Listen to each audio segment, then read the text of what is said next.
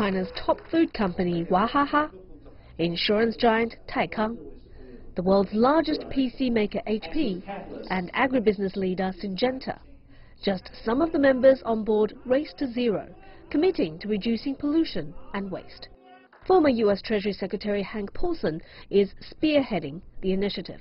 The Race to Zero concept began with the CEO Council for Sustainable Urbanization, a 20-member council of leading U.S. and Chinese CEOs, led by the Paulson Institute and CCIEE.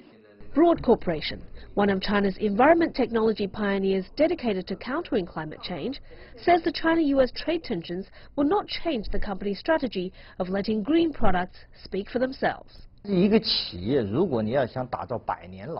initiative encourages us to be a better leader, to motivate others to follow. You may benefit from short-term disregard for the environment, but if you want sustainable development, you must be energy efficient and low carbon at the core.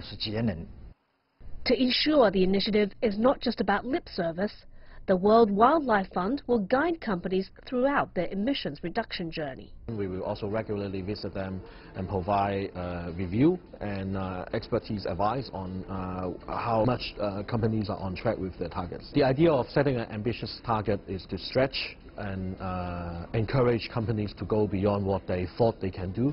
But in reality, sometimes they can do it better than they thought. Sometimes they are not as progressive or as successful as they are in meeting their targets. I mean, in those cases, we need to find out why, whether the target was set up too high, too unrealistic, or whether it's because there are things that the companies could have been done, which have not been done well enough.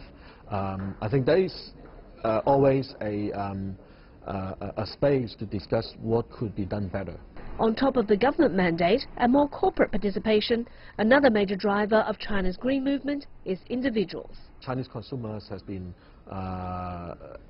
growing with the appetite to take personal, individual actions and spread the message around. According to recent surveys, more than 70% of the consumers in China are aware of sustainable consumption options, and about 63% of them, for example, in choosing a personal vehicle, would prefer to buy an electronic vehicle. So we actually are quite hopeful with this rising level of environmental awareness, and citizens can turn themselves into green citizens, helping to accelerate the environmental transformation in China. While the trade war cloud hangs over what used to be a success story in Sino-US cooperation, judging by the sharing of concerns and best practices here, the spirit is still very much of collaboration, not conflict. Chen Lei, CGTN.